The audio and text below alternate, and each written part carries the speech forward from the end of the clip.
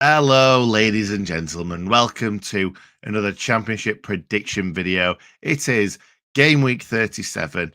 And as you can see by the title of this video, me and Ole not too happy right now. So we're going to make it a quick one. We hope that everybody who joins us will also join us in the chat as well, because both of us are a little bit down in the dumps. It is Sunday. Obviously, work for Ollie tomorrow. Not work for me because I'm going away, which is fantastic. That's the only thing I've got to be, thankful for. Anyway, let's bring Ollie in. I'll stop being all moan, Jay. How you doing, mate? Yeah. Well, you summed it up perfectly well, Nick. Not a fantastic weekend. Back to work tomorrow, and I've got a really big meeting that I've been thinking, it's all right. I've got a weekend. I've no longer got a weekend. So all things considered, Nick, I'm not massively best pleased, but we'll get through it. We'll talk about the championship, and in 15 minutes time, we'll both be feeling really pumped up and ready to go again. We'll be looking forward to the week, and you'll have a great time at Butlins. Yes, thank you very much, mate. Let's talk about last week. I think that's either 2 or 3 weeks in a row where I've gained points back on you. I'm almost like BORO, aren't I, these days? Let's hope I don't overtake you. I would rather lose this by 100 points than BORO catches. But anyway, let's not talk about that. I don't know why I've mentioned that. Not even 2 minutes into the video. Anyway, here's the table as we speak. I am narrowing the gap though. I think it was 7 and you got 4. What did the viewers get, Ollie? I'm going to apologise to our viewers immediately and say that I've been in a foul mood and I haven't actually checked. So I can only apologise to everybody who joined us in the chat. And I will update you and give due credit to everybody who deserves it in our next video. Now, as we touched on the other day, that won't be Thursday. It'll be next week's video. Yeah. But I will make sure I give all due credit when I am in a mood where I can go through and look at the comments. I think what we should do is, we've never done this before. I think we should ask people to put them in the comments. No, put them in the comments and let us know what you got. Because actually, that would help you out a lot, wouldn't it? In future, if people wrote down in the video who they wanted, what scores, and then after it's all done its business, they reply to themselves and put how many they got. Yeah, people might lie, but don't lie. It's not big. It's not clever. But yeah, let's move on. Let's start the video off with the first game, which is Blackpool versus QPR, and we are both expecting absolute classic from this game, aren't we? Yeah, it's going to be fantastic. But, QPR did finally get their win. It's been a long time coming for them. It's the first one under Ainsworth. I think that now they've got that win, they'll be able to stop worrying about relegation. They'll not have to keep that one eye over their shoulder anymore. And this will be the game where they really make sure that monkey is off their back. They'll beat Blackpool, who are looking like a team that are just scheduled to go down. I think they're just struggling at the moment. There's not really been much of a turnaround under McCarthy. And yeah, I think I can only see one way that this game goes. And it's unfortunate for Blackpool that I think they're going to lose it. Fair enough, mate. Some going with you, some going against you. I've gone for a nil. Can't even speak. I've got a bit of a cold, by the way. I was just about to speak, and then I went. I've gone for a 0-0. I think that could easily happen. Let's move on to the next one, and I'll let you talk so I can have a little bit of a cough and mute my mic. Yeah, of course. Now, Swansea are another one of those teams who've been in terrible form. At half-time on Saturday, I did dare to dream that they might put that sort of bad run to an end, that they might finally get that win that they've been really craving. But no, they did have a little bit of a capitulation in that second half. A very Swansea thing to do, conceding 2 goals almost in a minute of each other, concede 1, take the kick off, and then immediately concede again. And that'll be really frustrating for their fans. Can I jump in just for a second? You can. Have you seen the highlights from the Swansea Borough game? No. Jesus. Absolutely shocking. So they score a goal, right? Then Middlesbrough get a goal where the Middlesbrough player plays a 1-2 with the defender's leg and it lands straight into his path. I'm trying to think of the second and third one. The second one, I believe, the player that's supposed to be marking the other player just stands and leaves him and he just heads it into an open net. That sounds better than what it is. You need to watch it straight after this. And then they give a penalty. Rather not. The third one, I think it's Force going down the right-hand side. He's going absolutely nowhere. Someone does a Chris Basham tackle like it was against Coventry for no reason whatsoever. So all 3 goals were massively lucky, in my opinion. Yeah, it's just, but we can't blame anyone else but ourselves for our game. No, of course, it's frustrating, but obviously for Swansea, that's been their big downfall, really, the last few weeks, where it does seem to be defensive mistakes that are coming in. They aren't being secure. They're not looking after their own goal. They're making it easy for teams to break them down and score against them. And Millwall are a team that if you make anything easy, they are going to punish you, because they're a really good side who are pushing for the playoffs, got a great win at Reading that I actually didn't see coming. And I think this will just be really, really comfortable for them. So I just don't think Swansea have got the fight for a game like this away at Millwall. No, definitely not. I completely agree, mate. Let's move on to talking about Rotherham versus Preston. I would have got 3 points from Preston if it wasn't for Ched Evans in the 90+4th minute. But again, I think... I think Ched's done that to you 3 times this season now. I think he has. And I used to like Ched Evans. Not anymore. You score goals for my team. Not anymore. No, I've gone for... I don't think that Preston are going to lose this game, to be honest. I think I can see why you've gone Rotherham to win, but Preston have just been a lot better recently, a lot more consistent recently, in my opinion. So that's why I've gone for a draw. No, I think that's fair. And I think Preston certainly have picked things up. They've got another home win. So in our next video, when Preston are at home, I'm not going to be able to say Preston are rubbish at home, because they're not anymore. They're unbeaten in 4 there, a couple of wins. But Rotherham are a very different team at the New York to where they are anywhere else. It's a really disappointing result for them, losing at Birmingham. It was a game I thought if they won, they would be safe, but losing it does sort of give you a little bit of a kick. I still think they're safe. I'm not worried about them. And I just think they need a couple of results just to make sure they've got that over the line, stop any nerves creeping in. And I think whenever they're at home, I'm fairly happy to predict them to get one. So I think they will pick up the win in this one. Yeah, fair enough, mate. Fair enough. Let's move on and let's talk about Watford versus Birmingham City. And Chris Wilder's start, or his reign at Watford, didn't go to plan. But we've both gone for a Watford win. We are both very close in this one. I think a lot of these predictions that we kind of do are always within a goal of each other, or they seem to be anyway. So, yeah, I've gone for 2-1. You've gone for 2-0. Would you care to elaborate? Yeah, he's got a bit more time to work with the players. You know, Wilder came in Loads of middle of last week. Got so much time to get the Watford players playing. And it's a terrible result at QPR as well. Let's be clear on that, because they were in a terrible, terrible run. For Watford to go there and lose is just not what I expected at all. There's no immediate impact from Wilder coming in, but I think at some point he will have that impact. I think he's got it in him. I've been really, really positive about that move for Watford, and I've been positive that I think he will be good for them to the end of this season. He needs to show that soon, because they've got a run of fairly winnable games. Starting with QPR, I think it's the first 4 that he's there are all fairly winnable now. And losing that first one's a real bad start if they're going to try and make the playoffs. It means that they're further adrift. I think it's 6 points now. They've got a lot of work to do to catch up, so they can't afford to drop points in any more of these winnable games at home. I think it being at home could make a difference. He'll really try and play up to the fans, really try and get them on side. And I think Birmingham, having got another win against Rotherham, we referenced just before, I think they'll be all right getting beat here. I don't think they'll want to, don't get me wrong. They're going to come, they're going to put up a fight. I think Troy Deeney in particular obviously really want to be up for this one. But it's a long way to go. They're not a great side. They've got to win, get that monkey off their backs. I just think Watford can take this one.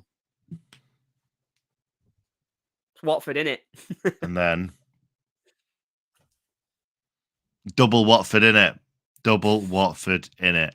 Anyway, let's move on. They just are. They just are. Anyway, let's move on. Let's talk about Wigan Athletic versus Coventry City. And I don't really know what you're thinking here. I think that Coventry are going to go there and not steamroll them, but I just think it's going to be a comfortable win. Yeah, I can see why. You know, Coventry are a good side. You know, they got a fairly I predicted them to draw with Hull at the weekend, and that's exactly what they did. And I think that's a decent result for both teams, to be honest. But Coventry don't concede any goals. They've got the sort of most clean sheets in the division. But Wigan have been a lot more secure under Maloney. I'm not going to judge them on shipping 3 goals away at Burnley because, let's be frank, everybody concedes 3 goals to probably Burnley. good. That's not bad. I think they've been a much more secure team under Maloney. I think at home, they're really good at keeping it tight. The trouble that they've got is they just can't score goals. That's what's going to relegate them, the lack of goals. I think defensively, they've really sorted out their problems. So I could see this one being a really dull 0-0 and just not what Wigan need, albeit a fairly positive result. I think Daniel Yallop knows what to do to get his name on screen for a long amount of time and for us to say his name. So there you go. He's picking up where he left off last week. Let's move on. Talking about boo. Can we just move on from this one? Sick of hearing and seeing that Middlesbrough badge, Middlesbrough players, and the name Middlesbrough. Just go away and stop being good at football, for God's sake. Leave us alone. God, just leave us alone. I don't want it. Anyway, we've both gone for Middlesbrough to score 3 goals, which is par for the course at the moment. However, you think they're going to concede 2. Who knows? Stoke have been on form. Stoke had a fantastic result against Blackburn. They got 5 against Sunderland. They got 3 against Blackburn. They're a decent attacking team. I think they can cause problems for anybody at the minute. Generally, Stoke games go with whoever scores the first goal will win the game. And if Stoke can score first, maybe they can do it. Maybe they can do what they've been doing recently, score first, and then just about get over the line. But I don't see it. I see them conceding, probably going 2 down, trying to come back, and Middlesbrough just punishing them. I think it'll be more comfortable than 3-2 suggests. And it depresses me so much to say it. Yeah, me too. Me too. Let's move on. I don't want to talk about Let's them hope Johnny's anymore. right, though. Johnny reckons they'll lose 7-3, and that's what I'm hoping for. If Stoke can stick 7 past them, I'd love that. Did he banker that one as well? He did. It's a genius move. Yeah. He's playing 4D chess. He is. Blackburn Rovers versus Reading Football Club. I've gone for a 3-1. You've gone for a 2-0. Very similar score lines. Blackburn just quite good at the moment, except for the Stoke game, but they were still scoring goals. Yeah, Blackburn are always scoring goals. They're a really good attacking team. I think at home as well, they're a very good side. Obviously, the defeat to Stoke was away. Reading are one of those teams that just can't get any away form going, really. I thought that their home form would be what carries them, but if they do, as is potentially being suggested, get that deduction, they could be a team in trouble. They need to pick up some results, but I think they'll lose this one. I think they'll lose it comfortably. Yeah, me too, mate. Me too. Let's move on to talking about Cardiff versus West Brom. I think West Brom's probably just about got enough to beat Cardiff here. Yeah, I think they should have. I think, obviously, West Brom are a decent side. They're another one of these who really need to get a run together just to make sure they can at least compete for that last spot in the playoffs. They're only 3 behind Millwall, so they'll really think they can do it with a strong end to this season. But having said that, Cardiff themselves have had a decent run. They didn't have a great result this weekend, but, that happens to everybody. Not everybody's going to win or draw every game. I think at home, they've probably got enough just to really frustrate teams, try and keep them out, and then take on the draw. Yeah, absolutely, mate. Absolutely. Let's go through some of the chat. 0-0, boring game from Johnny. 1-0 Cardiff. 1-0 West Brom. This is just the championship, innit? Could go anyway. Daniel agrees with me. 3-1 to West Brom. 2-0. 0-2. Nick, you doing FA Cup quarterfinals prediction? No. Definitely not. Let's just not even talk about that right now. Does that sum up how we're feeling, Nick? That we're trying to say, no, we're not even going to think about that game. We'll just and I love chasing views as well. So the fact that I'm not willing to do that just says everything, doesn't it? Yeah, that'd be our one chance to talk about Man United, Man City. We get all those big views in, and we're sat here going, "Oh God, do we have to?" Yeah, I know. It's not a nice end to the season at the moment in time. So let's see what happens though. Huddersfield Town versus Norwich City. I'm worried. I'm really, really worried, Ollie, because as I look down the rest of the league, I don't think we're getting a battle of the cities in this whole fixture list. I know. It's disappointing, isn't it? It's It's really, really heartbreaking. disappointing. Not a battle There of the can't be towns, many. not a battle of anything. No battles. No battles. Just Have we had a battle of the FCs? Surely we have. no, I don't think so. Oh, And this depends is if you class QPR against Blackpool. Are QPR FC, or are they Queen's Park Rangers? yeah, maybe, but I would always say Rangers is the We're reaching, aren't we? second. We're reaching. We're reaching, but let's call it Battle of the FCs anyway. Let's talk about Huddersfield versus Norwich City right now. We've both gone for Norwich wins. Elaborate. Yeah, well, Huddersfield are really struggling. I thought Warnock coming in would at least have some form of positive impact, and we're just not seeing it. And that's really disappointing because, Sharon's let him have one last run, and he's going to have to end it on a really disappointing result, really, because I just can't see how he keeps this Huddersfield team in the league because, quite frankly, they're not at the level and they're just not good enough. Norwich, meanwhile, I don't know if you saw them today. Completely nothing game, really, with Sunderland. Didn't think Norwich were particularly good. Didn't think they were particularly bad. I just thought they lost it to a really, really good goal. There was some embarrassing diving, which I've seen all over Twitter. Everybody was nice to point that one out. So hopefully they can maybe get a respective ban for that. But other than that, just thought it was a nothing game for them. But they're better than they've shown today. They're a good side. And to be honest, I think at this point in time, I'd be backing just about anybody against Huddersfield. And that's why this one's going to be my banker. Oh, there we go. It's in. Yeah. It's in there. And I'm so glad you said that because the one that you were going to go as banker, I'm now going to take as banker because I forgot to banker earlier on. So I'm so glad you did that. Anyway, let's move on. We didn't even do the banker either. So we didn't. It's that kind of weekend, Nick. It's been that kind of weekend. Let's not it's do low it. energy.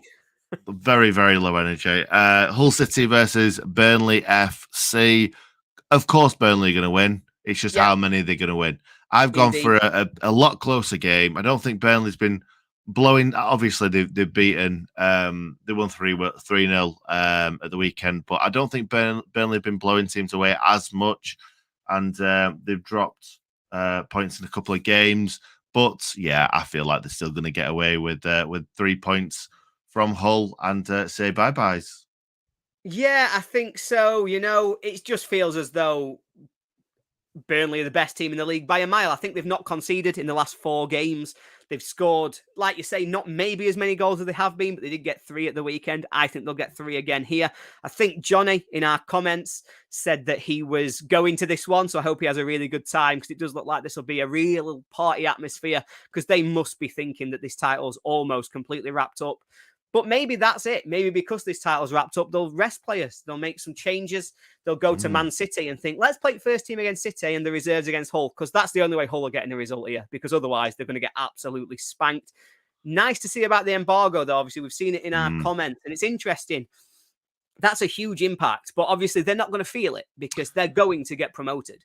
And therefore, anything imposed by the EFL isn't going to actually have any material effect on Burnley at this time.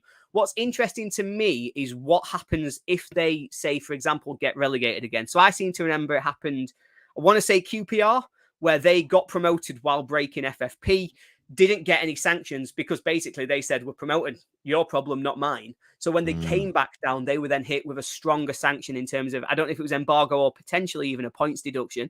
So it'd be interesting to see how that works for Burnley. They seem to think that it's just a paperwork issue and that it'll soon be resolved. But I have seen some rumours on Twitter that maybe it's a little bit more than that in terms of structuring and payment for transfers. So we'll have to just wait and see what that actually looks like in practice. But fundamentally, they're getting promoted, so it's not going to be a problem for them for at least 18 months, maybe even longer.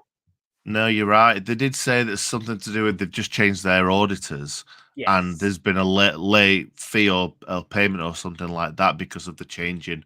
But yeah, we don't know. We're not going to know until the everything comes out. Let's move on. Let's now talk about the team that's just gone and beaten us. I think your 1-0 is pretty well predicted. That is Luton Town for you. I went for the Blaze to beat Luton Town 1-0. I said to Ollie off camera that it was always going to be one goal. Always going to be one goal. It's just which way it went. Neither team played particularly well. Thought that Luton were just as bad as us, but yeah, they had one shot on target and scored with it, which is quite devastating. But Luton Town do what Luton Town do, and they're so good defensively. They're so well structured, and anybody who scores goals past Luton Town, you've done a good job. Yeah, look, let's be frank. We're going to come on to it because obviously we are the last game, so we will come on to it at some point. But let's give Luton their due. They came to Bramall Lane and did exactly what they wanted to do. They made it a scrappy, nothing game. They made sure that we could not create a single thing. Tom Lockyer played centre-half for them. Their number 4 was absolutely immense. Honestly, as a centre-half performance, I've not seen many better this year. He won every header. He won every physical battle. He won his tackles. Nobody dribbled past him. He was just absolutely solid. So if you're going to score against Luton, you've really got to do well because they're just so well drilled. They pack that defence. There's no space for anybody to get through. And with the front two they've got, they can create chances and create goals. You know, from United's perspective, it's poor, but from theirs, it's brilliant movement. You know, Adebayo skins a man, gets to the byline, pulls in a nice cross, and Morris is in between two defenders. That's really good attacking play from their perspective. Later on in the game, Woodrow creates a really good chance for himself from nothing. Again, good attacking play. So I think they've got enough to see teams off by being organised defensively, good going forwards. And while it probably, for away fans, isn't going to be great to watch, for Luton fans, they're going to love every minute of this. They're going to love doing what they're doing. They're going to continue to ride this crest of the wave. And to be honest, from here, I see them definitely as being a team in the playoffs, and they're not a team that I want to play. Not at all. I was just going to say that. The fact that nobody will want to play Luton. Nobody, because they are, especially if you get Luton away in the second leg, if they finish 4th or 3rd, I doubt they're going to finish 3rd, but if they finish 4th, nobody's going to want to play them away from home in that second leg. They are going to be a much stronger side than they were last season going into the playoffs. So, yeah, like you say, nobody wants that heat. And finally, nobody wants to watch this game because Sheffield United have not been entertaining as of late, not creating many chances at all. And I don't know why, but we've both gone for a Blades win. Idiots, Nick. We're both absolute idiots. That's what we've done. I think it's just bias in it. It's just complete bias because everybody else who aren't Sheffield United fans, granted, we've got a lot of Sheffield United fans in the comments. A lot of Sheffield United, non-Sheffield United fans will go for either a Sunderland win or a draw. Probably a Sunderland win. Yeah, I think so. And I think that's reasonable.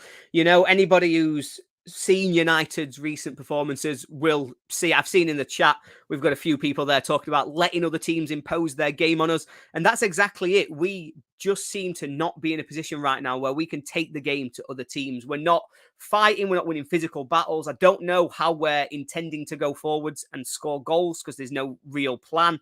We've got to change something because what we're doing right now doesn't work. But for my part, I'm going to say that I'm doing the things that I need to do for United to win. You said to me on this prediction show on Thursday that it's a long time since you predicted United to win all. And you know what? You're right.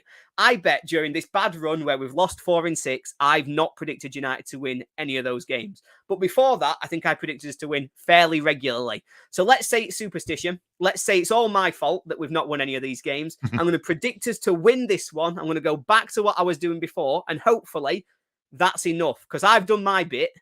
They've now got to do theirs. And if we're being honest, both of us are just pie in the sky, dreaming of United winning this one. Probably the only thing that I can hold on to here is the fact that we were so bad going forward and the fact that Hecky will be like, you got to be better, guys. And not just that, just the fact that, again, off air, I said to you that Sunderland had lost 3 games in a row before today, and they've gone away to Carrow Road and beaten Norwich. So hopefully that gets that monkey off the back of the fact that they haven't won because it was a draw before that. So they hadn't won in 4 games. So, hopefully they're thinking they can chill out a little bit more now. But they are playing second in the division.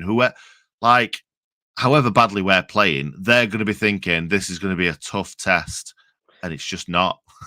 No, that's the thing. It's really not. If we play out like we played yesterday, this will be embarrassing for everybody watching. I think from my perspective, you actually hit the nail on the head there. I think that Hecky probably will say, Come on, guys. And I don't know if Let's he's do going to this. Is there going to be a tactical plan for how we're actually going to create goals and we're going to be going forwards and attacking and trying to drag defenders out? Do you remember when we struggled under Wilder, for example, say League One, and he went, actually, we need to create overloads. How can we do that? Let's get centre-backs going forwards. Let's do something. Yeah. What are we going to see from Hecky that's going to be the same? Now that we're struggling, how is he going to get as a plan to beat these teams, to break down, to create chances, to score goals? Because that's what we've got to do better. It was just so bad yesterday. I apologise to the non-United fans because I've immediately gone straight into my, why are we rubbish, Nick? Rant mode. Yeah, absolutely. If you want to see Ollie rant his head off, you need to go and watch the match reaction. That sounds really negative, the way that I've said it, but everything he says is absolutely nail on the head. So, yeah, if you want to, even if you're not a Sheffield United fan, I think it's worth going and checking that one out because Ollie gets very heated. But the thing is, when I get heated, things that I say don't mean anything. When you do, it's fantastic. So, yeah, go over, watch the match reaction. It is definitely worth a go. Anyway, let's leave it there, mate. We've spoken for way too long about this game week and last game week. Let's just end the season, finish second, and then just be like, nice. See ya, Premier League. It's not going to happen, though, is it?